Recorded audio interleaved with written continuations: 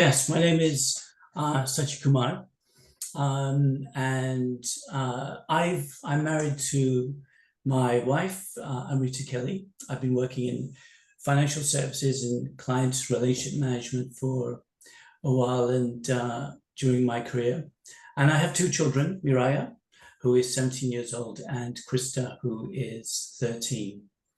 Krista's feeling very left out because she's not in this room, but we'll make up for it later. She has a lot to say as well.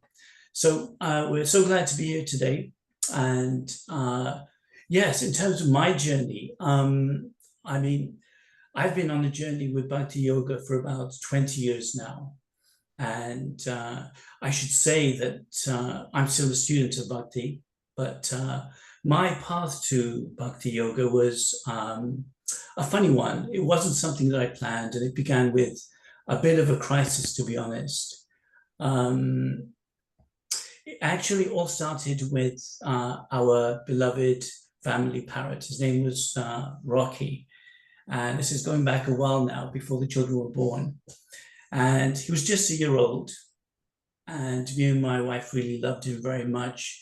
And one day, by accident, unfortunately, my grandmother, who was living with us at the time, she left the front door open.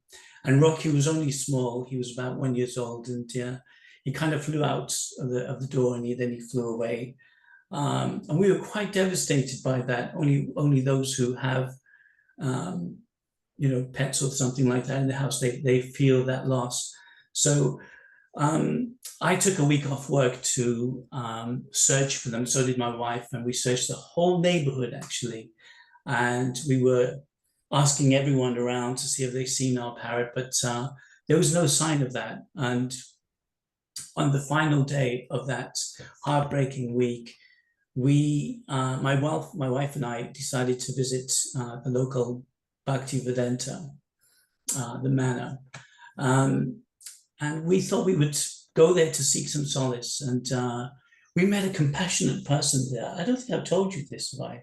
No. Okay. Not we the met beginning, but not the this. beginning, Yeah, not this part. So we met a lovely person there, and it was the first time in that particular place, or at least the first time in a long time for us. And when we shared our story with this lovely person, he listened with such empathy, actually. And he said that he will take time to pray for our parrot, Rocky. So, and that was quite moving, and it touched us quite deeply. And later he said something along the lines that, it was a long time ago, but he said that your parrot has led you to a spiritual pathway. He actually said that to us. And for us, it was a moment of real profound realization, actually. And as we learned more about Bhakti, I discovered how significant a parrot is in the Bhakti tradition. And you may have seen pictures of Krishna with the parrot on his shoulder. It's a meaningful thing. To be honest, if it wasn't for that crisis in our life, and it was quite a loss to us, we may have never visited the Bhakti-Vedanta manor and had that really great association. And I certainly wouldn't be practicing today, I don't think, myself and my wife. So this experience really taught me and my wife that as we went on to talk about and hear about the teachings of the Gita, particularly in chapter 7, there's a verse that says, Krishna says to Arjuna, Chaturvida bhajati mam. He says that there are 4 kinds of people who begin or seek out the divine. They seek out the divine life. And those are the distressed, the seeker of wealth, the inquisitive, and the desire of truth, or the seeker of truth. And in our case, at least initially, it was our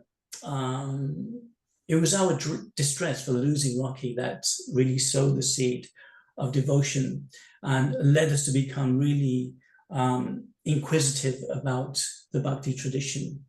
And so anyway, that's how we came into this Bhakti tradition. And I hope this story resonates with some of you, because it reminds us more than anything else that sometimes the challenges in life, they guide us to a deeper place, don't they? We never know what's around the corner, and that even nature has an extraordinary way of guiding us. So thank you for allowing me to share that anyway, my journey with you. But Miraya, what, you tell us something. Okay. Hello everyone, my name is Miraya and I'm the eldest daughter. So I'm 17 years old and I'm again so grateful to be part of this session with you all. So yeah, our path of bhakti began in a very unexpected way, as you've just heard from Dad. And I wasn't even born when it all started, but you know, growing up in a home that embraced the teachings of the Gita has been really, really so enriching. And over the years, I've learned to see, you know, challenges in life not as obstacles, but more as opportunities to go deeper in faith and understanding. And it's easy in, you know, today's fast-paced world. People, you know, my age can feel overwhelmed, and any age. And I find that the wisdom I've gained from our spiritual practices has given me a really strong foundation. So whether it's dealing with school pressures, general uncertainties, whatever is happening, I found a lot of peace and gratitude in the path of bhakti. So I sincerely hope to continue growing on this journey and learning more as I go on. So yeah. Amazing. Thank you so much. Sorry, were you saying something? Oh, no, thank you. Okay, maybe not. But thank you both so much for sharing. That story really, really was amazing. And I think many of us have actually faced that, where we see something happening and at the time you don't quite realize that actually it was leading to something else, and you learned so much from that experience. You're kind of quite involved in a situation where you are seeing loads of negative emotions, but then slowly through that situation you see why it really happened. So thank you so much for sharing. And Miraya, also, you're so wise beyond your years already, and I think you can teach us so much. So thank you so much for that, for those introductions. And just before we move on, if I could also ask people who haven't turned their cameras on to please show your faces and smile for us. So this is a little bit of an interactive session.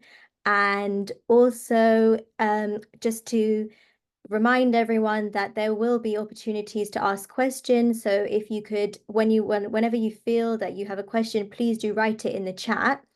And as we're having the talk, people, we will stop for questions, so I will get an opportunity to get them answered for you. So please do write anything you want to in the chat, or raise your hand and at some point if you want to as well. And yeah, so please feel free to do that.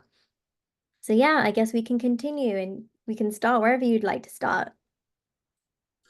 Yeah, I mean, the part about how crazy life can be. Did you come up with that title? I don't know, it just sort of happened. Is your life crazy? Yeah, life can be crazy. I mean, 1 minute everything's going fine, and then the next minute things are like, the whole world is spinning out of control. And whether it's exams for Miraya or family drama, we get loads of those as well. Career stress, or just trying to figure out what to do next and what to do with our lives. Things, I guess, can get pretty overwhelming, especially when we were talking about this subject earlier on. So yeah, that's the idea of the title, don't you think? Yeah, I say we've all been there, whether you're a young adult trying to balance, college, friends, constant social media, or like a parent trying to juggle work, kids, responsibilities. Sometimes life does get crazy, but there is a cool part to it, and it's not just that. Where if you think back thousands of years ago, you have a warrior named Arjun who was going through a huge life crisis, as we're putting it today. And he was standing on the battlefield. He was confused, anxious, overwhelmed. But luckily, his charioteer was none other than the divine personality, Krishna, who gave him timeless advice that still speaks to us today through the Gita. And so we can have a look into how we can find some sanity in our sometimes crazy lives using the Gita's wisdom. Amazing. Yeah. Oh, we've got to share. We've got some slides, or we can Oh, continue. yeah, It's whatever yeah, you please think. do. No, please do share your slides.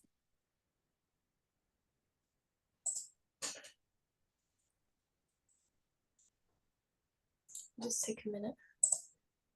It's okay.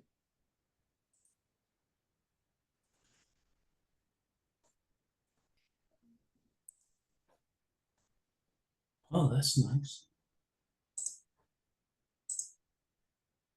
Can everyone see that? Yes, amazing. Perfect. There we go.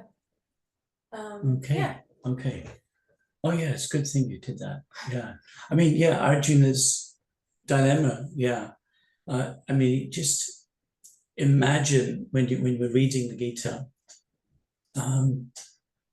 just standing on the battlefield, surrounded by your enemies, but also your friends and your family and teachers and people that you love as well. And imagine you're a warrior and it's your duty to fight, but you suddenly freeze. It's like, how can you relate to that really? I mean, it's a tricky one. And you start doubting everything, and you doubt your role and your purpose and your decisions. And this is exactly what happens to Arjuna.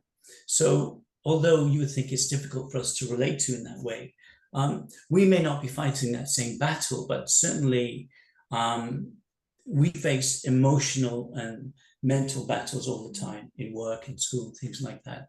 Like, do I follow my dreams? Do I do what others expect of me? How do I deal with pressure? What if I make the wrong decision? So Arjuna's crisis in that respect in modern day is very relatable.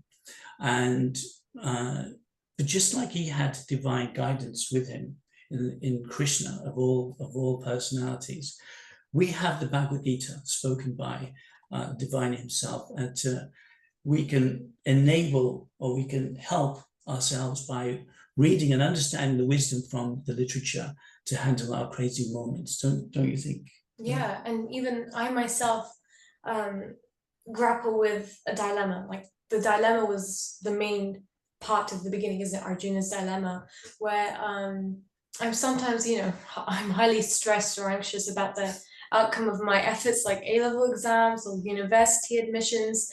And obviously I feel a, intense pressure to succeed. It may be driven by the fear of failure, people's expectations, or desire to please my parents, or you never know. But even though I know my parents are cool and they're mostly concerned about welfare nor exam grades, you still naturally feel that sense of worry for whatever reason. It's that dilemma. So yeah.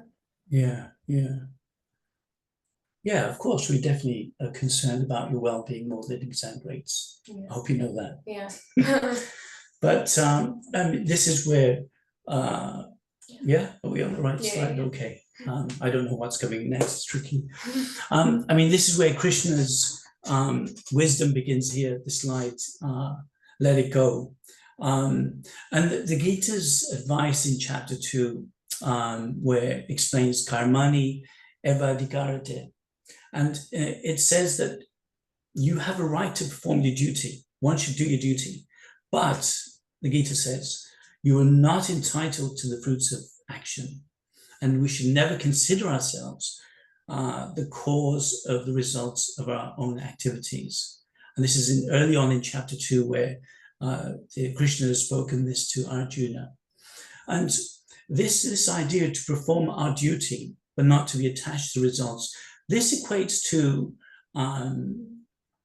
karma yoga, accepting the transcendental aspect of the work we do and the results that we accumulate. And the karma yoga aspect to that is being neutral to the rewards or the outcomes that such results offer, whether they are success or failure. So karma yoga, in that respect, is about transforming, really changing our everyday actions into spiritual actions or spiritual growth, towards spiritual growth. So the Gita explains, and I think in the 9th chapter, Gita explains that that Kurusva Mad Arpanam, do that as an offering to me. And it goes on to say that whatever we do, whatever you eat, whatever you offer, whatever we give away, that we should do that as an offering. So this really shifts how we approach work and how we look at the results of work. So imagine pouring your heart into something, into everything that you do, and whether it's schoolwork, helping others, or even simple tasks, without being fixated on what you'll get in return.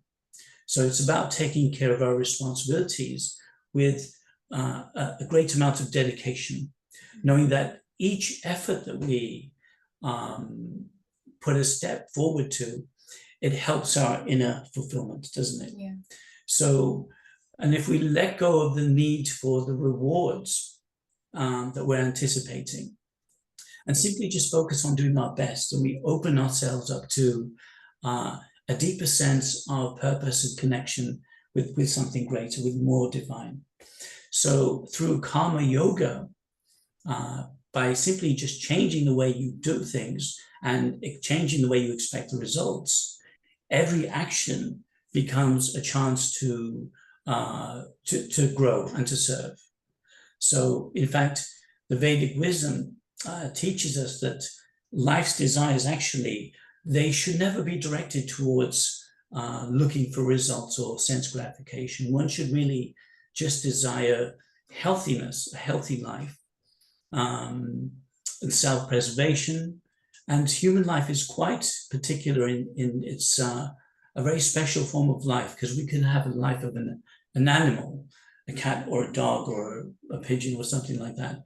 But human life is meant to inquire about the absolute truth, to inquire about what is the truth, whereas an animal wouldn't have such capability of inquiring about that.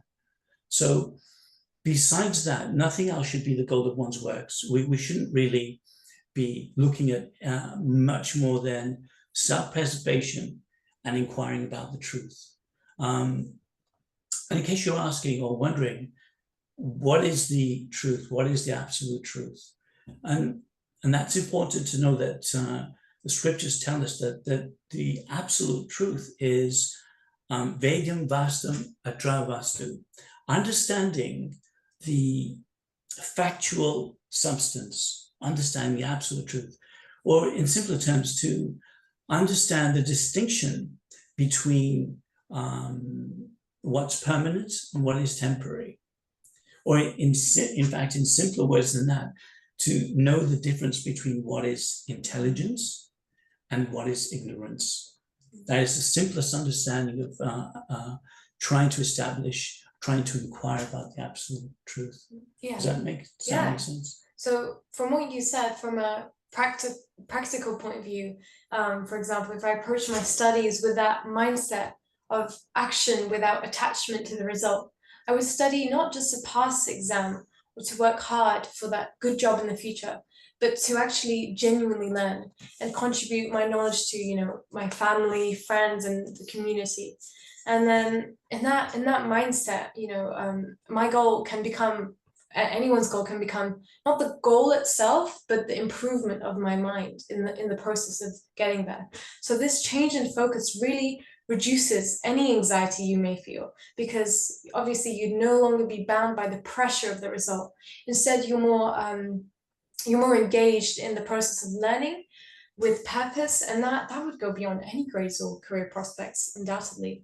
And I don't think I mentioned my A-level. So I'm doing biology, chemistry, and psychology, and a dissertation, but those are my 3 A-levels. And I found that I have learned so much about my body and what I'm not willing to put in my body, like synthetic drugs, processed food. And through that, you learn how your mind can affect your senses through these science subjects, and like what I look at, what I taste, for example, things like that. And you can learn how certain things can affect your psyche through external things affecting internally. And that way, just academic subjects that seem so like surface level understanding, curriculum based, just everyone learns it.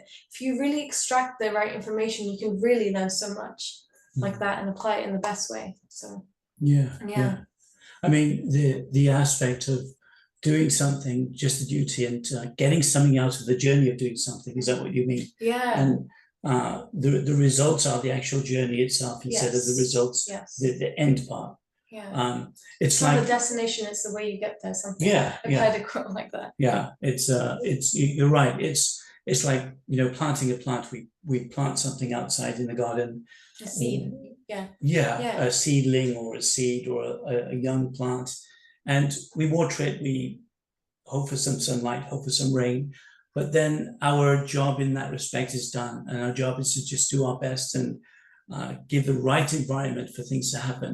But then the results of that flower growing or flowering or leaves or whatever is, well, it's in nature's hands, isn't it? And nature is in the hands of a higher nature, a divine nature. So, and that's how you let it go. Yeah.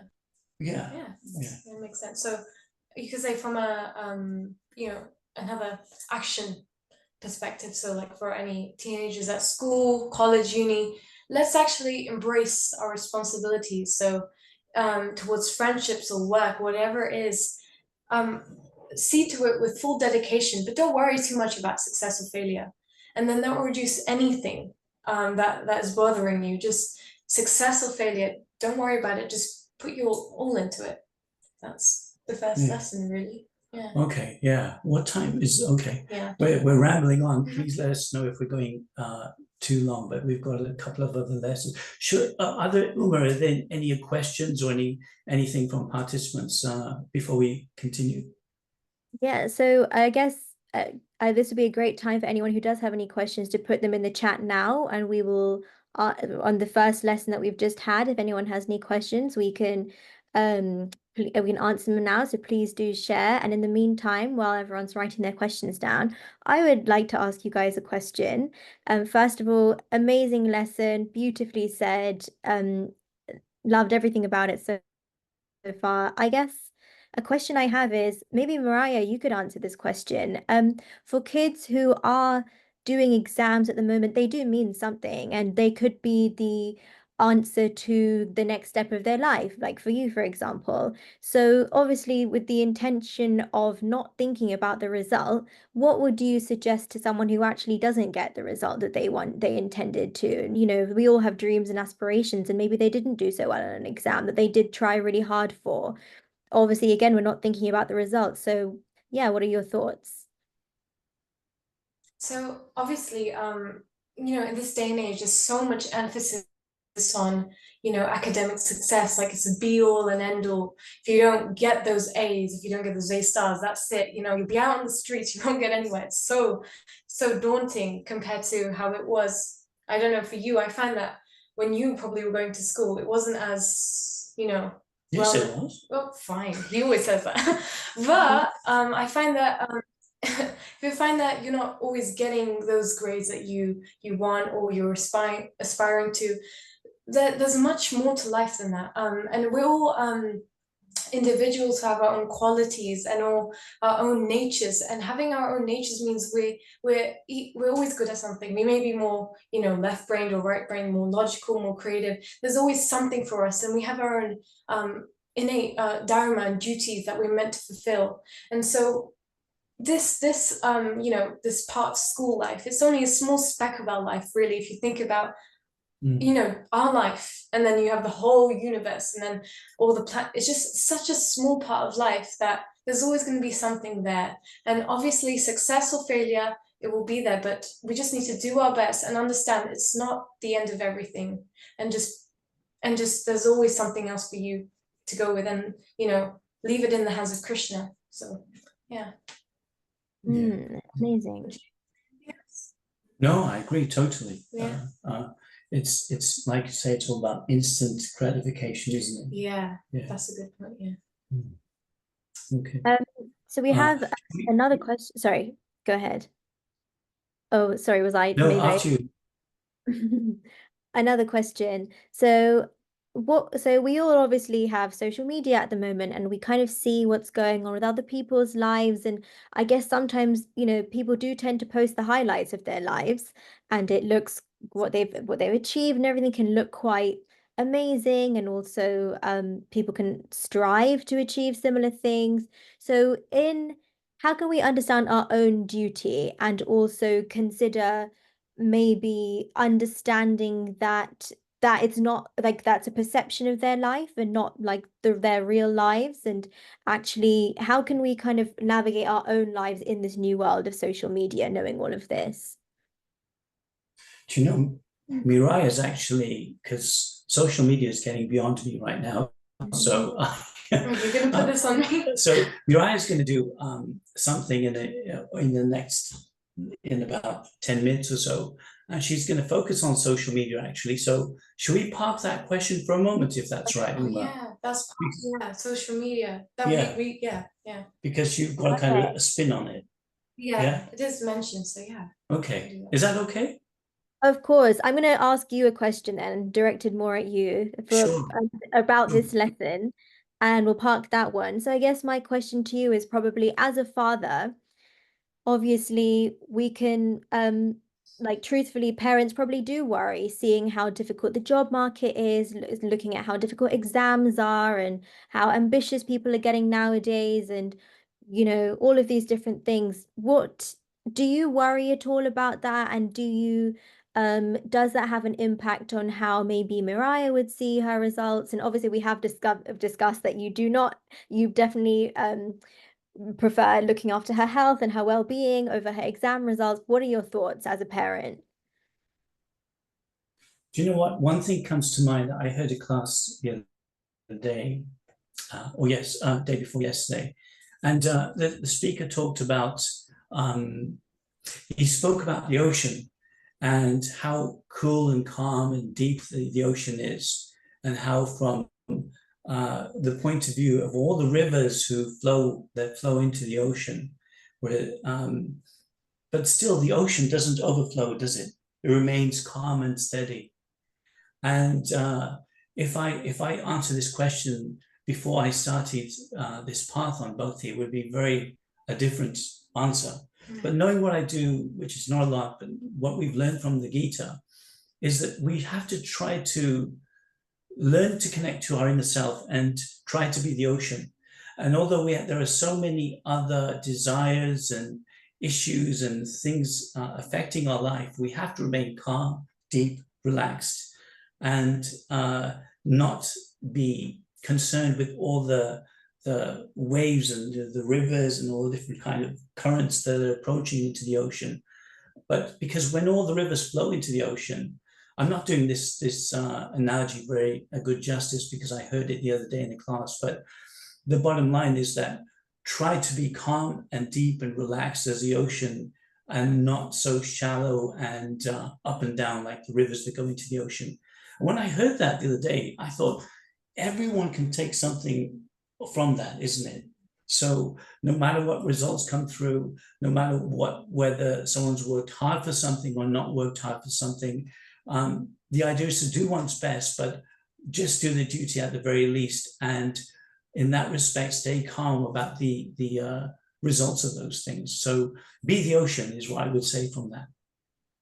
No, that is beautiful. And I think If you that did that really well. No, from my understanding, what you're saying is kind of like, so if we are the ocean, at all times we are going to have things rushing towards us. It could be, people's rents increasing. It could be a salary decrease. It could be someone getting fired, like all sorts of things are getting thrown at you. It could be exams. It could be anything, but we should remain at an equilibrium and understand that that is our norm, maybe. Yeah. I really like that analogy, actually. I think, yeah, definitely. Well, really well said. Does anyone else have any questions? Does anyone want to raise their hand or anything before we move on? I can't see any at the moment, but if you do, please do say something. Okay, maybe not right now. Let's move on to the next lesson. Thank you. Okay, so the next lesson, what does that say? Harmony in the hustle. Okay, right. Mirai came up with such lovely titles, by the way. I have to remember what they are. We've written life. Let go. Yeah, Those I thought three. Let It Go was about that. Frozen, didn't you? Yeah, but you really tricked me on that. Anyway, harmony in the hustle. I mean, that's as it says on the slide, steady steps. And when we look at the Gita's teachings on finding balance in life, Krishna tells Arjuna that one should be regulated in habits of eating, of sleeping, of recreation, of work. And those things can mitigate all material pains by practicing the yoga system. So in other words, balance is the key to a healthy and a peaceful life. And I think from what I remember, that This picture. the picture of the car. Do you remember when we went to Cornwall? Yeah. This summer that just went? Yeah. And we went to Cornwall, Uma, and we packed so much luggage. In fact, the luggage wasn't mine. I live with 3 women, and they had so much luggage that my bag was about this big, and their bag was like, I had a hernia trying to put it in the car. Oh my God. No, because you would go to the beach and you collect stones so you could paint them to like a pretend Charlie grounds, and then so that's what weighed a ton. The stone is only this big. No, your bag, the bags, no. You and Mummy's bag, and anyway, we're still on. I love this relationship. Yes. We usually debate in private, and we forgot we're online. But anyway, the fact is, Uma, that think of a car that's carrying so much weight, and when you're carrying so much weight and you're trying to go up a hill, as we try to go up a hill, the car just won't move, or it's going to break down. At least it's going to drive slowly, like ours did. So the fact is that the same thing is, if we overload our lives, it's like putting too much baggage on ourselves. We overwork things. So if we overwork things in work, if we overthink things in school, if we overdo parenthood, isn't it? Which I admit sometimes I do as well. And we don't take time to rest, we kind of burn ourselves out. And that's the idea of going the car thing, I think. But the flip side of that coin is that if we just rest and avoid responsibility totally altogether, then we lose the purpose. So we have to have a balance between doing nothing at all and overloading things. And you're right, people today face a lot of pressure to be perfect grades at school. And of course, definitely now, A-levels are very different to when I was. I think that's what you tell me anyway. But perfect careers, perfect grades, perfect social lives. And the Gita teaches us to have the balance. In fact, it says to mitigate all material pains, we should have balance, isn't it? We should balance those things. And it goes on to say that we should eat well, sleep well, work, and take time to relax. And so, although, like you mentioned, right, you're going through A-levels at the moment, I mean, you tell us, that's very relevant to you, isn't it? Yeah. One thing that came to mind as you were saying that is, so yeah, as an A-level psychology student, I've learned a lot about what makes humans tick, and how we can lead a more balanced life. And one of the ideas that, as I was sitting in my class and the teacher was like teaching with spec, I really found that one idea hit home. And not for many, this idea was just an ordinary lesson, but for me it resonated because it was about Maslow's hierarchy of needs. And I find it's a really who's Maslow? Maslow, he was an American psychologist. He was an American psychologist, and he came up with Maslow's hierarchy of needs. And I find it's a super useful way to think about what we really need to be happy and fulfilled. And his idea is pretty simple, but it's powerful. So I think I have a slide on that. Yeah, there we go. This is it. Yeah. So Maslow's idea is pretty simple but powerful. And Maslow's pyramid, or the hierarchy of needs, is a psychological theory that ranks human needs in a 5-level pyramid. So as you can see, there's 5 levels, from basic physiological needs like food, shelter at the bottom, to higher level needs like self-actualization at the top. But the catches is that you can't reach the top if you're not taking care of the basics first. So, although this theory is said to be a very Western understanding of self-progression, if you characterize and take the lessons from this and transform it into a spiritual perception, you can really fine-tune this pyramid to your own goals. So if I looked at this pyramid as I'm looking at it now, the way I see is different to you. It's all personal, which is quite nice. So, as someone juggling, friendships, studies, trying to grow personally, this hierarchy is really relatable. So, if I'm not taking care of my health or feeling secure in even my relationships, it's hard to focus on the bigger picture. You become so detail orientated and overwhelmed. And Maslow's pyramid is a really good reminder that balance, as we're talking about harmony in the hustle, that balance means making sure all parts, all levels are being looked after. So I'd like to share with you my daily spiritual routine, you could call it. So it's this routine that I have along with school, but it's been a real game changer for staying organized and balanced. And even though I'm not a really organized person myself, I'm really not. I find that having this structure and routine has really forced me to be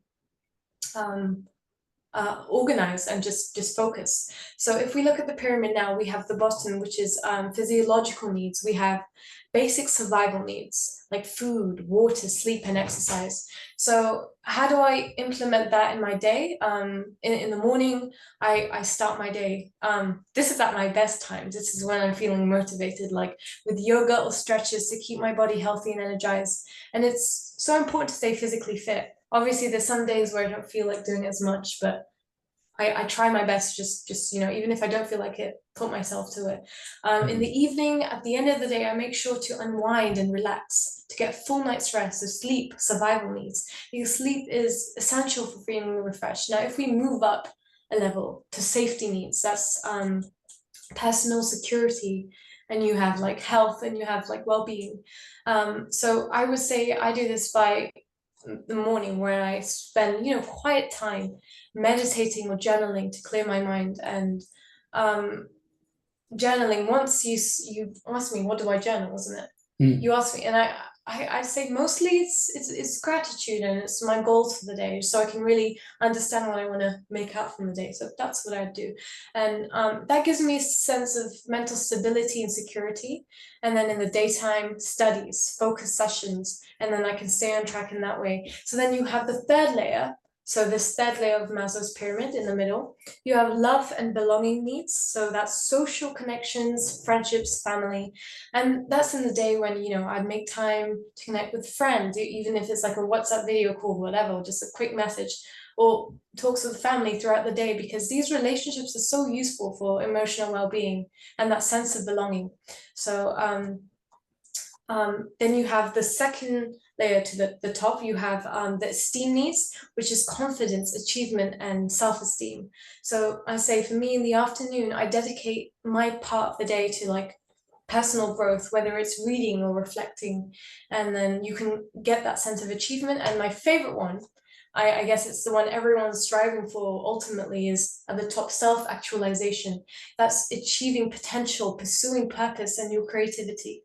And I say this is the best part of the day, in the evening, when it's good to engage in spiritual activities like kirtan. Sometimes we have kirtan, most times kirtan as a family, and sometimes we have association groups, like different families coming over, like you can call it a sangha, and sometimes I'd read scriptures in the evening, and that is really the way I can help connect to my deeper purpose. And that's the time where I reflect on my personal journey and focus on my spiritual growth. So in this way, for me, it's all about being aware and intentional on how I spend my time and energy, because it's important to make time for the things that matter the most. And as we all should strive for that self-actualization, the peak.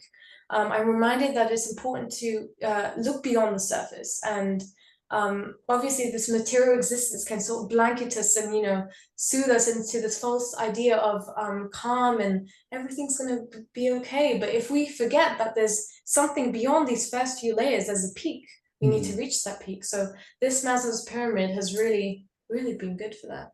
And I recommend everyone to look into that and see it for their own. Yeah. What would you say? I mean, I haven't heard of the word self-actualization before, but You haven't? of course, no, not until you just mentioned it. But yeah, it makes sense because it's like self-realization. You know, it's actually realizing the self.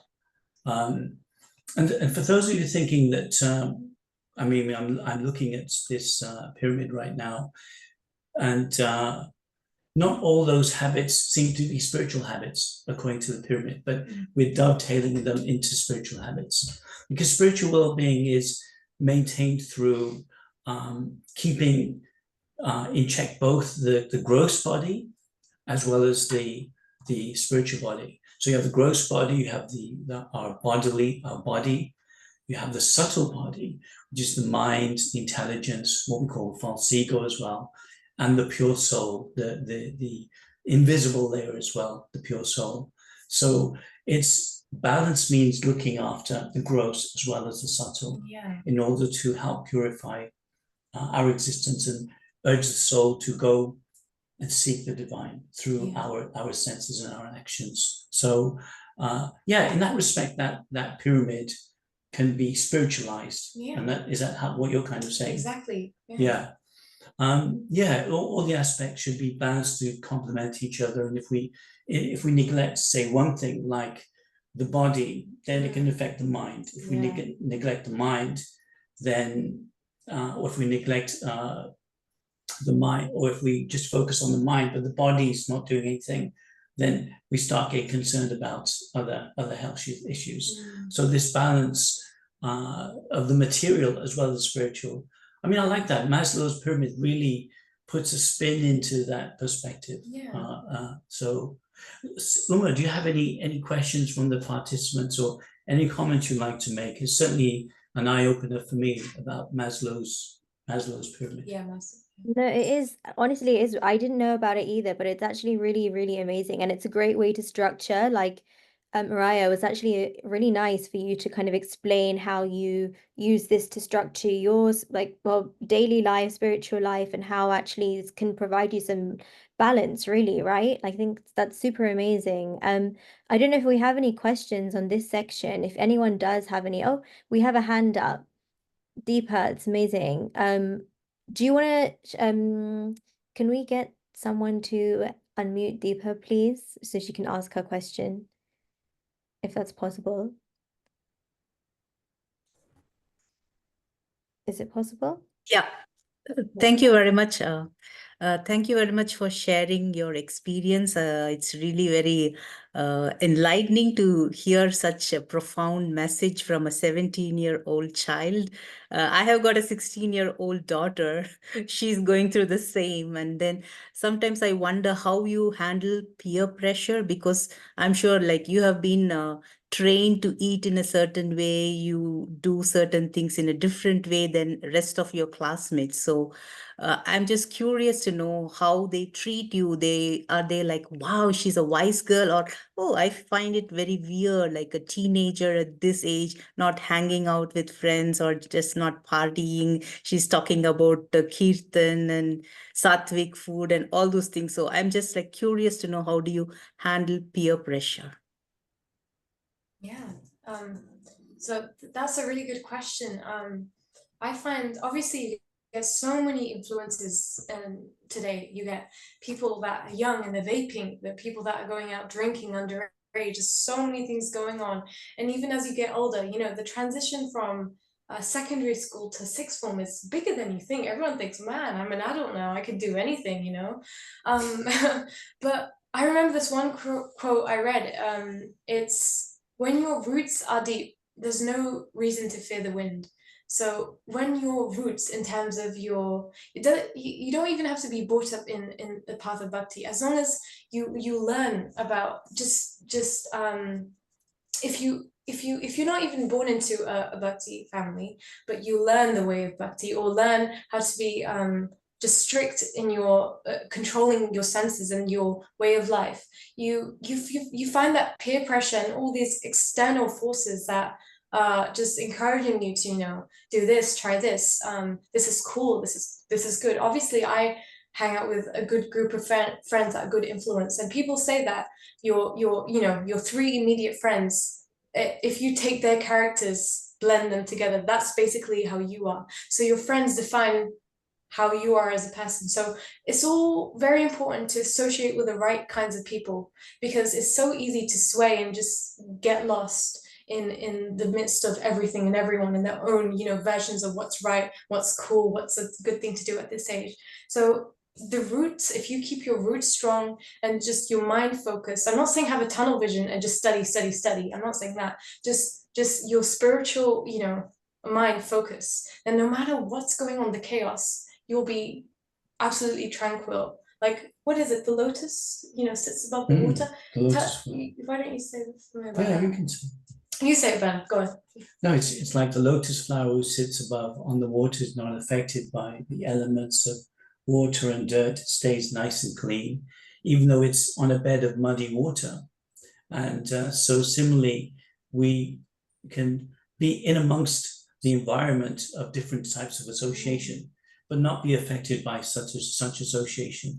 One thing comes to my mind is that if we look at the scriptures in the Srimad Bhagavatam, if we look at the great Prahlad Maharaj, Prahlad was a little boy, was he 5 or 7 or something? He was 5, yeah. 5 years old, and he was going to school in amongst students who were practicing, who were not practicing bhakti in that same tradition. They were sons of demons. Yeah, they were karma kanda, or animal life even.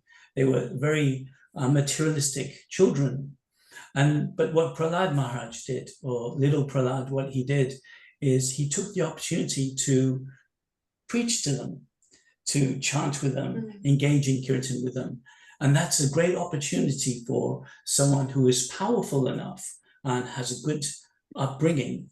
And Miraya says self-taught in terms of reading Gita and practicing kirtan, things like that, to emphasize that side of her through the preaching aspect, that the children, the students around her become the kind of association that she requires. So it's a good opportunity to preach as well, and you've been quite successful in that. So that's a great question. Yeah. Thank you. And actually, Thank you very much. One rule of thumb I like to live by is that see, this is where social media can be used nicely, because I was looking on Instagram and something powerful popped up, and it was don't stay up late for something you wouldn't wake up early for. And I find that you shouldn't spend extra time on something that you wouldn't even bother, you know, getting out of bed, just waking up early for. So don't say that again. Don't go to bed. No, don't stay up late for something you wouldn't wake up early for. Yeah. No, you don't agree, do you? I would say, don't do tomorrow what you could do today. Okay. Don't you think? Yeah. But we could have a quote competition here. But I think this stance is. No, why delay something that you could do today to tomorrow? I'll tell you what, we'll ask the participants what they think. Okay. If they agree with you, they can put a heart. Is there a heart reaction? Or they can put something. They can put, and if they agree with me, they can put a wave. Okay. So what I'm saying, Uma, is don't. I can't believe you said that anyway. But anyway, what I'm saying is don't delay something that you could do today. You're making it sound bad. Don't stay up late for something you wouldn't wake up early for.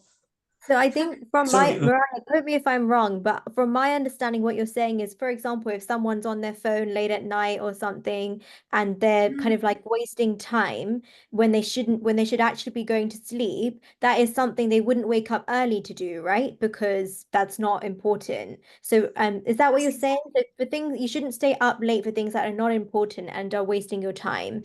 And is that what you're saying? That's true. yeah, like people could be scrolling on their phones, just you know, wasting time. Because people see it as, I can take that sleep away and just do whatever leisure I want to do. But no, you put it exactly right. That's what I'm saying. Yeah, Okay. that's what I Okay. Yeah, understood I from get what Mariah said. Yeah. that certainly makes sense. Yeah. Mhm. I was just adding, don't leave something till tomorrow that could be done Yeah, today. you could But do. that's two different things, You isn't can it? you can have both. You You can can, have both. yeah. Yeah. Let's agree. Interactionist. Yeah. Okay. We have both. Um, I'm just a little conscious of time because we have about like 6-7 minutes. So do we want to quickly go through lesson 3 and then maybe we can leave like a few minutes for questions at the yes. end? Let's do Yes. that. Yes, definitely. Sorry, we've been debating online, and this is what Oh, happens whenever we're together. This is what happens. So lesson 3. Beyond the surface, the infinite essence. So this is, I mean, the Gita teaches us that the person puts on new garments, giving up old ones. The soul similarly accepts new material bodies, giving up the old and useless ones. This is a very famous verse. And this verse from the Gita is the first and most fundamental knowledge that is imparted by the spiritual teacher to the student about the eternality of the soul. So I'll speak very quickly, but just like an actor who he plays a villain in the movie, sometimes he plays a hero, sometimes he plays a parent or a friend. No matter what role they play, essentially in the same way we play different roles as a parent, as a student, as a work colleague or a friend. But underneath it all, we're eternal souls. We're not divided. We're not kind of, how can you say, defined by the roles that we're playing. I'm playing a father role, you're playing a daughter role. So what's very important to note here is that it's not that we need to search out spirituality because it's a good thing to do. The thing is that we are infinite spiritual beings, isn't it? We're having a human experience, as I mentioned, instead of an animal experience or something like that. So we need to know our true selves, isn't it? Yeah. Because that's who we are, and and we should know who we are. We should try to search out who we are from a theoretical point of view, and then behave like who we are from a physical point of view. And as I mentioned earlier, the soul is embodied in layers. You know, you have the gross and the subtle layers of the body, the gross body, the subtle body. Then you have the mind, the intelligence, the false ego, and all those kind of things. And our aim is to engage all of the layers for the upliftment for that true spiritual self. So, I mean, if I look at my skin here, I have the hand, I have the skin, and I put moisturizer on it. For bones, I would take calcium or something like that. I don't know. For the blood inside my hand, I would do exercise to ensure the blood is pumping around the hands and the body. So there's no point just putting moisturizer on the hand and just to keep the skin looking healthy if the rest of you is falling apart. So we take care of all the layers.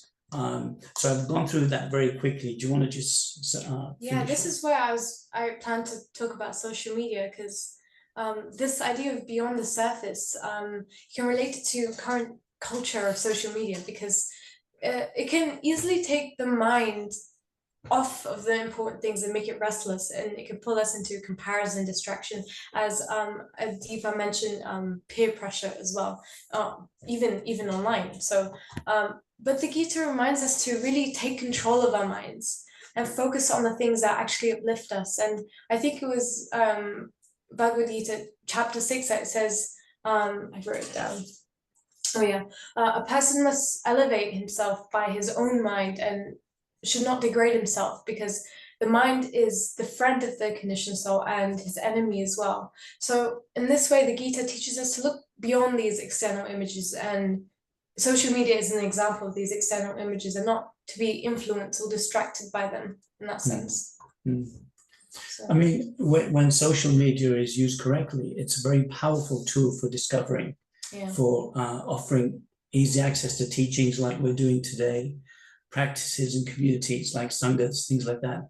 So it connects spiritual seekers with supportive, like-minded groups like this one, and it makes wisdom more accessible. But social media has its place, and it should be kept in its place in that respect, shouldn't it? Yeah. So And you're right, discovering spirituality means to discover our true self beyond the material labels that we mentioned and others' perception of us. And others' perception of us in social media has kind of taken its own life, which should be kept in check. So that's the kind of the third lesson. I was going to conclude on the whole thing, but I'm conscious of time. So it's almost 9. We can just go for any discussion or questions if you want. Kumar. Amazing.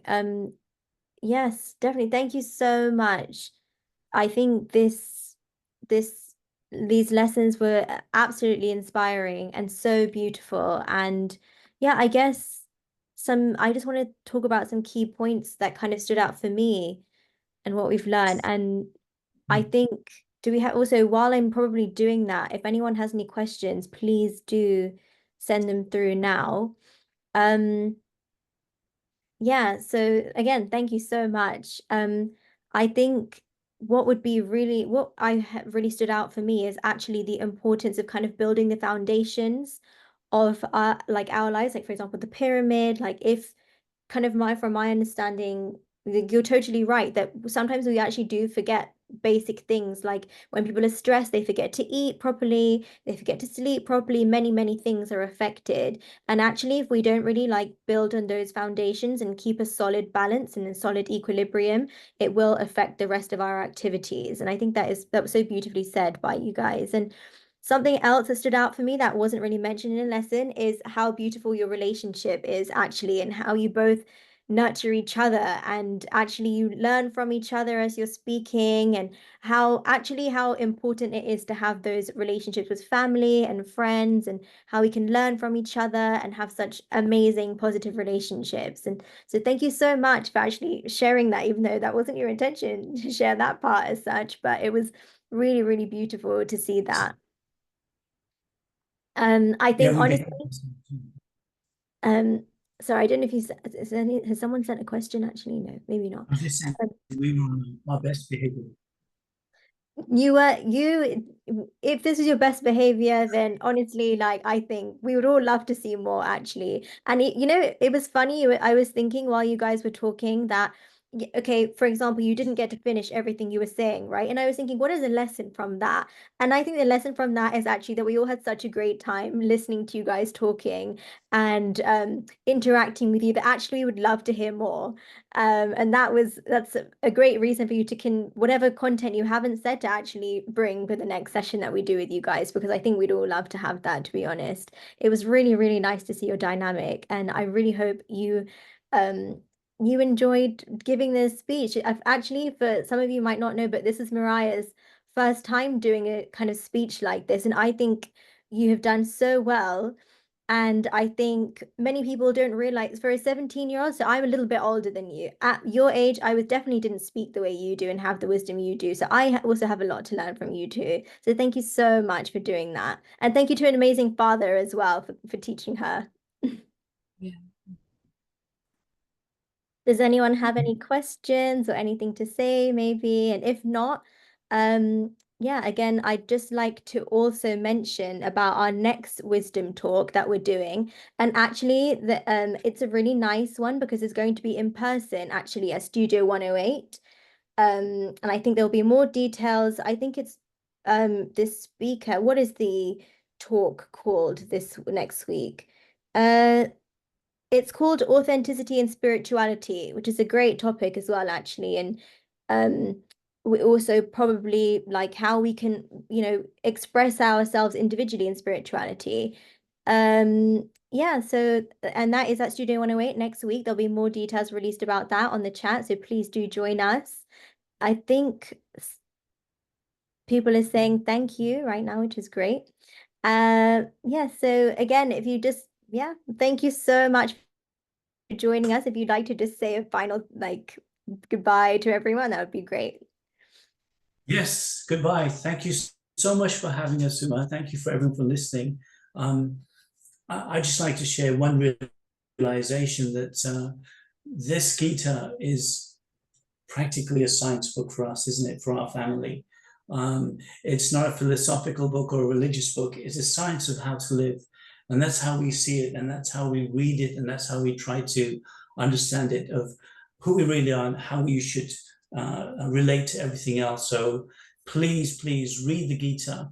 It's a tricky book to understand sometimes, especially when you're younger, especially when you're older. But please try and relate to it as best as possible. It's been a savior for us, that's for sure. So think Gita. Yeah, read the Gita and think Gita. Think Gita. Yeah, that's good. Thank you. Amazing. I like what you Thank you. said. You're right. Amazing. Thank you so much. Thank you for joining us. I really hope that you do join us again sometime. And thank you everyone for joining, and hope to see you all soon next week. Hare Krishna. Thank you. But goodbye. Thank you. Haribol. Haribol.